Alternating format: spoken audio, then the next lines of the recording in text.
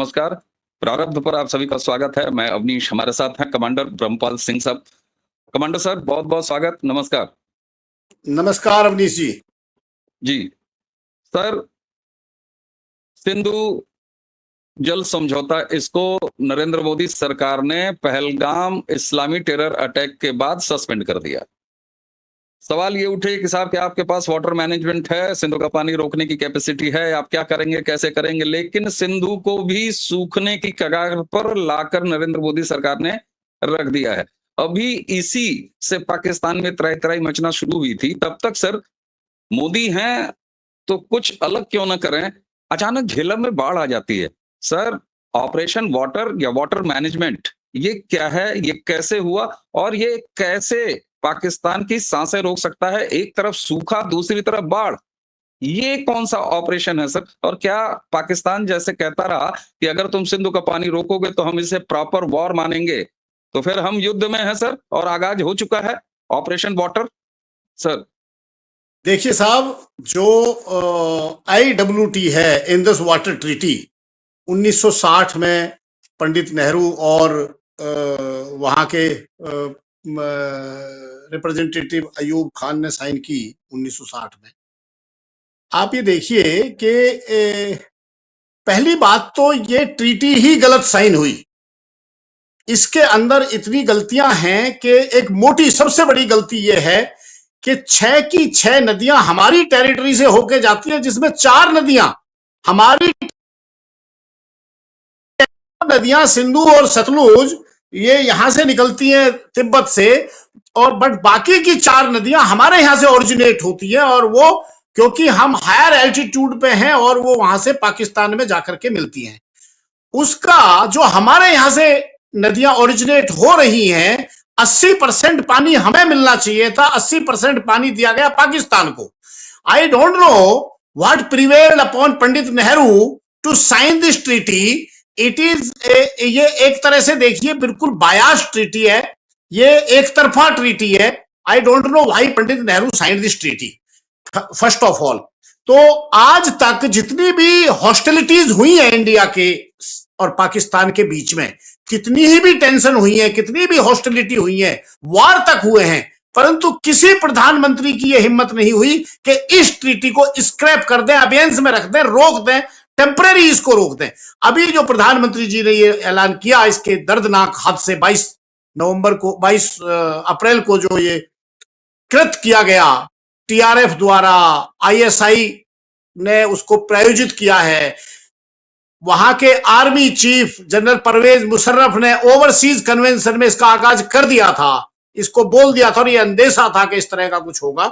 उसके बाद जो ये एक काइनेटिक एक्शन में इसको कहूंगा कि पानी का जो ऑपरेशन एक किया है नरेंद्र मोदी साहब ने, इसको रोका है, इससे पाकिस्तान रुकने के बाद तबाह होना लाजमी है, क्योंकि 25% GDP इसके पानी से ही, सिंधु वाटर जो हम पानी दे रहे हैं उसी से उनका 25% GDP में इजाफा उसी से आता है।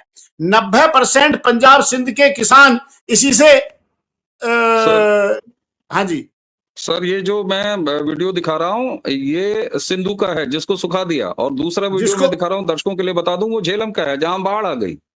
अच्छा, जो लोग कुछ ये कह रहे हैं, हमारे यहां पे भी कुछ कह रहे हैं कि मैकेनिज्म नहीं है, अल्टरनेट रूट नहीं है, कहां पानी को, अरे भाई आप प्लीज इसको स्टडी कीजिए। पाकिस्तान आज से 5-6 साल पहले, 8 साल पहले इंटरनेशनल कम्युनिटी में गया, वर्ल्ड बैंक में गया, हम वहां पर 2 डैम बना रहे थे, जो 2 डैम बनके तैयार हो चुके हैं, वो पानी सीधा का सीधा उधर डाइवर्ट किया गया है। लोगों को पता ही नहीं है इसके बारे में कि पानी को कहां ले जाएंगे रातों रात। अरे भाई, ये पानी को कहां ले जाएंगे, ऑलरेडी प्लानिंग थी कि हमारा डैम बन रहा था। ट्रीटी के अंदर ये प्रोविजन है कि आप पानी को रोक नहीं सकते, आप डैम बनाइए, पानी को लाइव स्टॉक नहीं कर सकते, पानी वहां से चलता रहना चाहिए।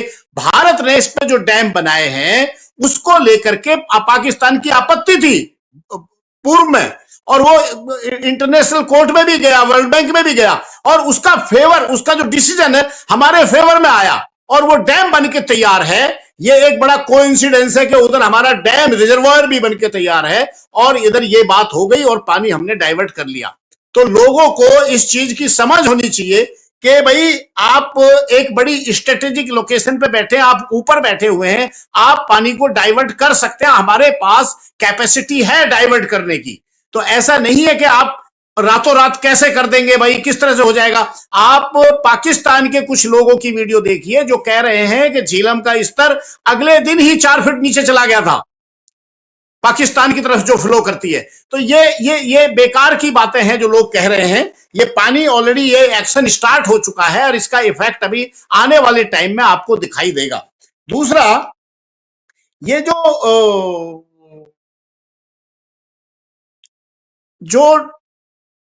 इसके ऊपर जो हमने डैम बनाया है, और डैम में क्योंकि हमने पानी ये पहले बोल दिया था कि हम रोकेंगे नहीं पानी को, पानी फ्लो रहेगा, बिजली बनेगी और पानी पाकिस्तान की तरफ जाएगा, परंतु अभी उसी पानी को हमने डैम में रोक दिया और दूसरी तरफ हमारे पास और दूसरे डैम है, दूसरे चैनल है, उधर डाइवर्ट कर दिया है। दूसरा साहब, मैं देखिए एक चीज बताऊंगा आपको कि ये जो एक स्ट्राइक भारतीय गवर्नमेंट ने करी है, नरेंद्र मोदी जी ने की है, ये कमर तोड़ने के लिए इसमें आगे के जो इवेंट होंगे, जो पुनिटिव मेजर्स लिए जा रहे हैं, जिस तरह से बाघा बॉर्डर को, अटारी बॉर्डर को बंद करना, या पाकिस्तान द्वारा एयर स्पेस बंद करना, या हमारे द्वारा यहाँ के हाई कमीशन की स्ट्रेंथ कम करना, ये सारे जो पुनिटिव मेजर्स लिए जा रहे हैं, ये एक बड़े एक्शन से पहले लेने वाले स्टेप्स हैं। आप देखिए, कल 3 दिन के बाद में वहां के प्रधानमंत्री शहबाज शरीफ का बयान आया है कि we are open to a neutral investigation. आप 3 दिन तक क्या कर रहे थे? What were you doing for 3 days? 3 दिन के बाद। और दूसरा साहब, मैं आपको एक चीज बताऊं कि इनके ऊपर विश्वास नहीं किया जा सकता है। इन्होंने नवंबर 2008 में जो मुंबई में हुआ, उसके बाद भी यही बात कही कि हम इन्वेस्टिगेट करेंगे। इनका इन्वॉल्वमेंट था उसमें, पूरा का पूरा प्रूव हो गया। अच्छा, उसके बाद में पठानकोट में हुआ 2016 में, फिर यही बात हुई। पठानकोट तो जब प्रधानमंत्री अटल बिहारी वाजपेयी गए तो उसके 1 हफ्ता के बाद ही हो गया, नरेंद्र मोदी गए तो 1 हफ्ता के बाद ही हो गया। दूसरा, उरी हुआ सितंबर 2016 में, तब भी इन्होंने यही बात कही। पुलवामा हुआ, तब भी यही बात कही। कहने का तात्पर्य यह है साहब कि पाकिस्तान की जो हिस्ट्री है दैट इज डूबियस। वहां किसी को कुछ पता नहीं है कि कौन क्या बोल रहा है, किससे बात की जाए, प्रधानमंत्री से बात की जाए, आर्मी चीफ से बात की जाए, डिप्टी प्राइम मिनिस्टर से बात की जाए, डिफेंस मिनिस्टर से बात की जाए, या वहां आईएसआई से बात की जाए। वहां पे एक यूनिफाइड कमांड नहीं है। वहां प्रॉब्लम यह है कि उनके जो इवन वहां के जो प्राइम मिनिस्टर के जो वर्ड है, they can not be taken for granted, and it is पिछले पास्ट में जितने भी इंसिडेंट्स हुए हैं, सारे के सारे पाकिस्तान आईएसआई द्वारा प्रायोजित थे। ये भी आप इन्वेस्टिगेशन होने दीजिए, ये सारा का सारा निकल के आ जाएगा कि ये आर्मी चीफ आसिफ मुनीर, उनका इन्वॉल्वमेंट डायरेक्टली इसके अंदर आ जाएगा। पाकिस्तान मीडिया में कुछ लोग बोलने भी लगे हैं। हमारी जो इन्वेस्टिगेशन एजेंसीज है वो इसके डेप्थ में जा रही है। जो टीआरएफ वगैरह ये सारी जो ये मखौटे हैं आगे के, एक्चुअली जो हैंडलर हैं वो जनरल आसिफ मुनीर हैं। दूसरा, मैंने देखिए पहले भी ये बात कही कि पानी की जो ये मार है, ये इतनी तकड़ी मार मारी है कि पाकिस्तान के अंदर पैसे की भी किल्लत होगी, इकोनॉमी की भी किल्लत होगी वहां पे, और उनकी अनाज के लिए भी तरसेंगे, रोजगार के लिए भी तरसेंगे। इससे बहुत बड़ा हमारा एक अपर हैंड इसके अंदर रहेगा। कुछ लोग यहां वहां मीडिया में ये कह रहे हैं कि इस ट्रीटी को यूनिलैटरली आप कैंसिल नहीं कर सकते, आपको ऑनर करना पड़ेगा। ऐसा नहीं है। आप ये देखिए, शिमला समझौते में एलओसी के ऊपर सीज फायर का प्रावधान है। क्या सीज फायर हुआ कभी? पाकिस्तान की तरफ से कभी सीज फायर ऑनर किया गया? अगर पाकिस्तान, क्या हमारे ऊपर ही बात है कि हम नहीं करेंगे इसको? और दूसरा, परमानेंट ट्रीटी है, 1960 से चल रही है। मैं कांग्रेस को कोसना चाहता हूं कि कांग्रेस को यह दिखाई नहीं देता, इनके अंदर इंटेलेक्चुअल जो बुद्धि जो है खत्म हो चुकी है कांग्रेस के अंदर। भैया, आपको यह दिखाई नहीं देता कि कोई चीज तुम्हारे पूर्वज ने गलत साइन कर दी, 80% पानी उधर जाएगा, 20% पानी यहां रहेगा। वहां 25 करोड़ की आबादी है, यहां 140 करोड़ की आबादी है। ये इतना बड़ा देश है, इसके अंदर आपने पहले ट्रीटी ही गलत की। क्या सुपारी ली गई, क्या किया गया इसके अंदर, लोग इन्वेस्टिगेट करना ही नहीं चाहते। 1960 में क्या पंडित नेहरू को ऐसी दवाई खिलाई गई, क्या गोली खिलाई गई, क्या लालच दिया गया कि आपके मतलब आंखों का बिल्कुल ही आप दिमाग से पैदल थे क्या? आपने ट्रीटी साइन कर दी। हमारा राजस्थान, गुजरात पूरा सूखा पड़ा है। क्यों राजस्थान और गुजरात के अंदर पानी डाइवर्ट नहीं हो सकता था? वहां भी आबाद हो सकता था, वहां पे भी एग्रीकल्चर फल फूल सकता था। क्यों नहीं किया गया? बस आप पानी दिए जा रहे हैं, उधर पानी चले जा रहा है। तो मैं ये कहना चाहूंगा कि कुछ लोगों के ना दिमाग की नस बंद है, कुछ लोग बुद्धि से सोचना नहीं चाहते। उनको पता है कि ये गलती की, बट उसको एडमिट नहीं करना चाहते कि ये गलती हुई है, पंडित नेहरू से, कांग्रेस से ये गलती हुई है। जितनी आप देखिए, जो भी चीज, जो ट्रीटी इन्होंने साइन की, let it be any treaty, कोई ट्रीटी हो, उधर वो अक्साई चिन्ह दे दिया कि ये तो जो है बैरन लैंड है, क्या करेंगे इसका। That has been given to them and that was such a strategic location. आप देखिए, तो कहने का तात्पर्य यह है अवनीश जी कि अपने दर्शकों को मैं बताना चाहता हूं कि जिस तरह का डेवलपमेंट हो रहा है, पाकिस्तान तिल मिला रहा है। प्रधानमंत्री को 3 दिन बाद याद आया, अरे भाई ये तो पानी आना बंद हो गया, तो सूख गया। अब कहते हैं कि भैया न्यूट्रल इन्वेस्टिगेशन कर लेते हैं। Every time they are playing this game. Why we should, Indian government should reject this offer. There should not be any investigation. Whatever investigation will be done, that will be done by our internal agencies, not involving the Pakistan agency at all.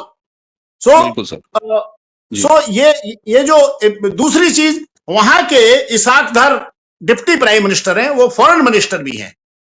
आप देखिए, China के राजदूत से मिल रहे हैं, क्योंकि उनको पता है कि अमेरिका से कोई हेल्प मिलनी नहीं है।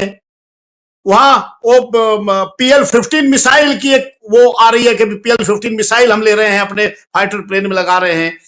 चाइना, आप देखिए साहब, चाइना के जो एक बहुत बड़ा गेम प्लान है, belt and road initiative, Bharat उसको सब्सक्राइब नहीं करता है। भारत के ऊपर बहुत बड़ा प्रेशर था कि आप इसके अंदर मेंबर बनिए, हम यहाँ पे पोर्ट बनाएंगे, यहाँ पे ये बनाएंगे। नरेंद्र मोदी साहब ने कहा कि हमें नहीं चाहिए, we are not part of that. Bangladesh is part, Myanmar is part, Pakistan is part, Sri Lanka is part of that game, we are not part of that game at all. So Pakistan, China तो चाहता है कि उनसे जितना हथियार, जितना फाइटर प्लेन आप ले लीजिए, कोई दिक्कत नहीं है। उन्होंने तो 2% का इंटरेस्ट लगा करके पकड़ा देना है, और जिस दिन जब पे नहीं कर पाएगा उस दिन कहेंगे भैया ये वाला पोर्शन जो हम दे दीजिए। जैसे श्रीलंका से ले लिया हम्बनटोटा पोर्ट, तो इसी तरह से। तो हाँ, तो क्या हो रहा है साहब कि जो पाकिस्तान है आज की तारीख में, ये चारों तरफ से घिरा हुआ है, पैसे की तरफ से घिरा हुआ है, सामरिक दृष्टि से कमजोर है, इंटरनेशनल कम्युनिटी इनके साथ नहीं है, क्योंकि इनका कृत ऐसा है। ये बड़ी बात है सर, और मुझे लगता है कि यहाँ नरेंद्र मोदी सरकार या भारत सरकार की सफलता कूटनीतिक ये है कि उसने पाकिस्तान को टेररिस्ट के साथ खड़ा दिखा दिया है, टेररिज्म के साथ खड़ा दिखा दिया, और दुनिया ने इसको मान लिया है। क्योंकि दुनिया का कोई भी देश, आप चाहे मुस्लिम देश ही देखिए, यहाँ तक कि टर्की, चीन से ये भीख मांग रहे हैं, चीन भी अभी तक बिल्कुल चुप है। इवन बांग्लादेश, जो इनका मतलब नया नया इनका दामाद बनने की कोशिश में था, वहां से भी डिनायल आ गया है और वहां से भी नेगेटिव कमेंट आया है। तो अर्थ ये है कि ये सरकार की बड़ी सफलता है कि टेररिस्ट और टेररिज्म के साथ खड़ा कर दिया पाकिस्तान को। मैं सर एक सवाल आपसे और पूछूंगा, यहाँ पर आपने बड़ा अच्छा उसको एलोबरेट करके बता दिया कि सिंधु का जल कैसे रोका जा सकता है ट्रीटी के बाद। ये इसके एक ही तरीका नहीं है कि टूटी बंद कर दिया, दीवार खड़ा कर दिया, इसके कई तरीके हैं। जैसे एक रिवर्स इफेक्ट आपको झेलम में दिखाई दे रहा है। मैं ये नहीं कह रहा हूं कि सिंधु का पानी उठा के झेलम में डाल दिया, लेकिन झेलम का मैनेजमेंट तो हमारे पास है। और जब ये ट्रीटी का असर पहला इसी एक्ट में दिखाई देता है सर, कि पहले पानी छोड़ने या पानी रोकने, इन दोनों की इंफॉर्मेशन शेयर करनी होती थी पाकिस्तान को। और झेलम में जब पानी बढ़ा है, बाढ़ आई है, तो कोई इंफॉर्मेशन शेयर नहीं थी। ये ट्रीटी को सस्पेंड करने का नतीजा है। ऐसे और भी करंट अभी जारी हैं सर। और दूसरा, ये एक जिम्मेदार प्लेटफॉर्म होने के नाते हम एडवाइजरी सरकार की आई हो, इससे बहुत पहले ही आपसे जब भी दर्शकों आपने ध्यान दिया होगा, हमने कभी सामरिक और स्ट्रेटेजिकल मामलों को डिस्कस नहीं किया है, ये जानते हुए कि 36 साल सेना का अनुभव रखने के बाद सर के पास बहुत सी ऐसी स्ट्रेटेजिक जानकारियां हैं, हम उसका पालन करेंगे। सर, अब ये मामला किस तरफ बढ़ता हुआ दिखाई दे रहा है? क्योंकि पाकिस्तान ने कहा था पानी खून बहेगा, नरेंद्र मोदी ने एक तरफ सूखा किया, दूसरी तरफ बाढ़ ठेल दिया। यानी कि युद्ध की शुरुआत पाकिस्तान की लैंग्वेज में की जा चुकी है। आगे सर अब किस तरह की स्ट्रेटजी, इसी तरह मैं स्ट्रेटजिकल चीजों की, मूवमेंट की और बाकी चीजों की कोई अपेक्षा नहीं है नहीं, सर। हमारे दर्शक नहीं, भी जो इस बात को जानते हैं सर। जो देखिए, जो डिफेंस की प्रिपेयर्डनेस है वो जो एजेंसियां हैं वो कर रही हैं, और हमको उस चीज का पालन करना चाहिए कि we should not put anything in the public domain which can harm the interest of our country, number one.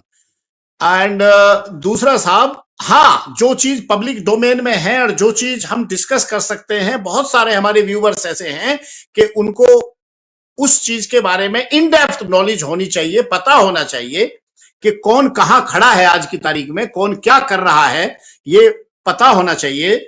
आप देखिए साहब, मैंने आपके पॉडकास्ट में एक बात कही थी कि ये जो सारी की सारी चक्रव्यूह रचना जो रची जा रही है ना साहब, ये आप दो तरीके से देखिए कि ये भारत के लिए एक सुपर पावर बनना, एक मल्टी ट्रिलियन डॉलर इकोनॉमी बनने का रास्ता बनाया जा रहा है। मैं आपको एक छोटी सी एग्जांपल दूंगा।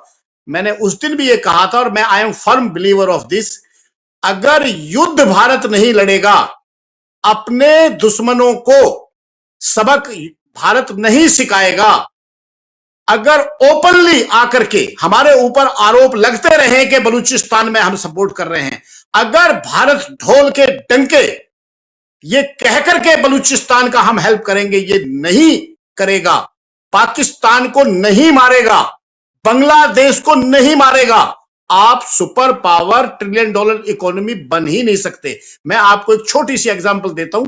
Ashoka the great, he was such a great warrior, जिसने के भारत के एम्पायर को, मौर्यन एम्पायर को सबसे ज्यादा फैला दिया था। जिस दिन उन्होंने तलवार छोड़ दी थी, उस दिन से मौर्यन एम्पायर सिकुड़ना शुरू हो गया था। तो भारत की जो सैन्य शक्ति है, भारत की जो कूटनीतिक समझ है, भारत की जो इकोनॉमी है, वो भारत को जो जज्बा है वो उसके, देखिए मातृभूमि के लिए तो सब लड़ते हैं, और किस लिए हम लोग तैयार किए जा रहे हैं, हम क्यों इतना बजट जो है फौज के ऊपर खराब खर्च कर रहे हैं।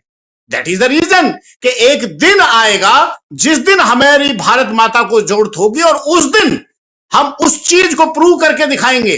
फौज को आप देखिए, फौज का कोई इकोनॉमी में, प्रोडक्शन में तो कोई काम होता नहीं है, फौज के ऊपर जितना होता है खर्चा है, परंतु वो खर्चे का, उस नमक का जो एहसान उतारना है वो एक दिन आता है, और वो जो एक दिन आता है उसका जो असर है साहब, वो अगले 20, 30, 40 साल तक रहता है। लोग आंख उठा के नहीं देख सकते। जैसा कि नरेंद्र मोदी साहब ने जो कहा वहां से कि we will pursue them till the end of the earth, पाताल में हो चाहे धरती पे हो, कहीं हो, हम उनको ढूंढ के लाएंगे।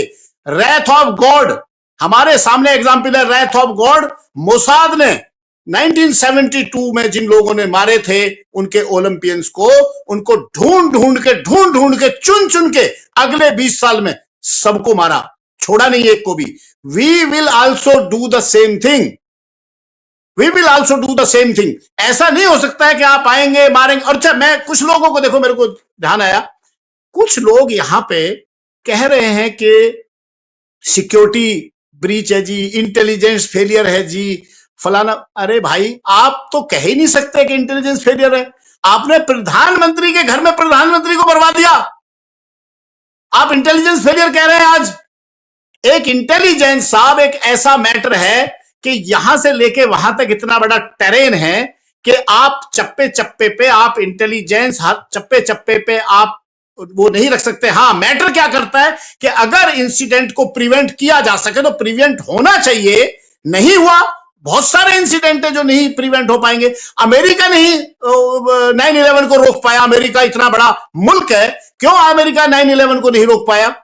तो ऐसे जो इस तरह की जो चीजें हैं, लोगों के अंदर पता नहीं क्या खाते हैं, किस तरह से बुद्धि है कि इंटेलिजेंस एजेंसीज को ब्लेम कर दीजिए और उसके अंदर कुछ और एंगल डाल दीजिए। This is very bad and very sad कि आप उस तरह का ओपिनियन रखते हैं कि intelligence failure, security failure, this that. कुछ नहीं है साहब, ये इंसिडेंट होते हैं।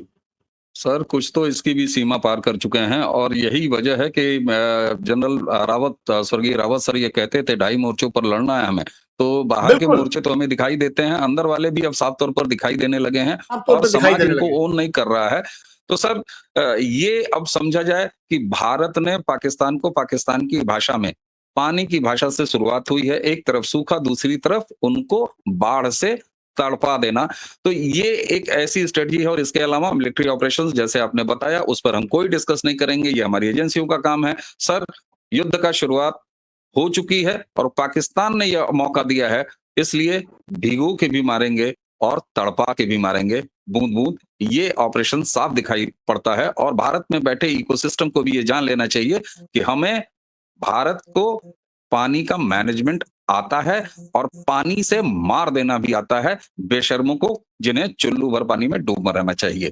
तो पहलगाम में हिंदुओं पर, सनातन पर, भारत पर इस्लामिक टेररिज्म और इस्लामिक हमले का जवाब अब भारत ने देना शुरू कर दिया है और अब इस फोड़े का अस्थायी इलाज, चाहे वो अंदर क्यों हो, हजारों हजार संदिग्ध उठाए गए हैं, मकानों को बुलडोज किया गया है, बम से उड़ाया गया है। अब ये ऑपरेशंस लगातार जारी रहेंगे। अभी कुपवाड़ा में भी इस समय एक ऑपरेशन चल रहा है, जब हम ये वीडियो ब्रिगेड कमांडर सर आपके साथ रिकॉर्ड कर रहे हैं। लेकिन भारत अपने काम में लगा रहेगा, प्रधानमंत्री के साफ संकेत है, पानी से इसकी शुरुआत हो चुकी है। जो पाकिस्तान ये कहता था कि पानी रोका तो खून बहेगा, अब झेलम में पानी बिना मौके बह रहा है और सिंधु सूख रही है। पाकिस्तान बचना हो तो बच जाए। कमांडर सर आपने हमें समय दिया, आपका बहुत बहुत धन्यवाद। दर्शकों इसी के साथ मुझे और कमांडर सर दोनों को आगे दीजिए, नमस्कार। Thank you very much Avneesh ji.